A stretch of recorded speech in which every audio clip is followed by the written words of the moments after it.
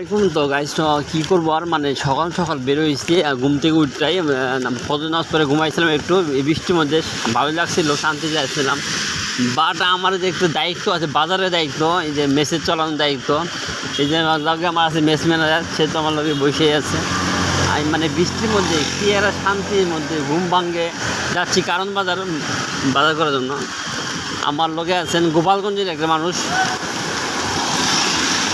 মামা, আপনার গোপালগঞ্জ কোন জায়গায়? ফরিদপুর। মামার বাড়ি ফরিদপুর, গোপালগঞ্জ না, সরি ওই দিকে না। তিনি আছেন ফরিদপুর জেলা। হ্যাঁ, তো যাচ্ছি আমরা বৃষ্টির মধ্যে। আপনারা ভাবলাম এরা ভিডিও শেয়ার করা দরকার এই মুহূর্তে।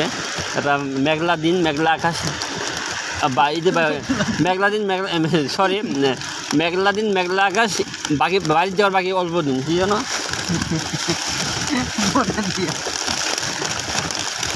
তো যাচ্ছি বৃষ্টির মধ্যে। গাড়িগুলো না সব সকালবেলা গ্যাসের লাইন এনে রেখে দেয়। ও, এইসব গ্যাসের জাম। সব আমরা উঠছি রিস্কার মধ্যে, এখানে গাড়ি পাই রিস্কার মধ্যে। আমরা জানি এই যে আমাদের মুরব্বী, আমাদের যে আছেন বড় ভাই, ফরিদপুরের লোক, তিনি আপনাকে কখন বাড়াইছেন থেকে রিক্সা নিয়ে কখন বাড়াইছেন? এই হাইটে 5:30 বেড়েছে রিজিকের জন্য। এই বৃষ্টির মধ্যে এরা রেইনকোট গাড়িছে।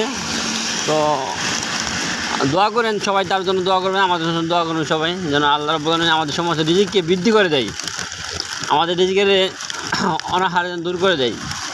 তো আমরা এত কষ্ট করে কাজ করি, আর এই যে রিক্সা চালানো অনেক কষ্ট আমার মনে হয়। মানে একটা লোক হয় আরেক লোককে টানা অনেক কষ্ট হয়, এটা মনে হয়। কেননা পা দিয়ে রিক্সা, বুঝছেন, অটো মোটো না।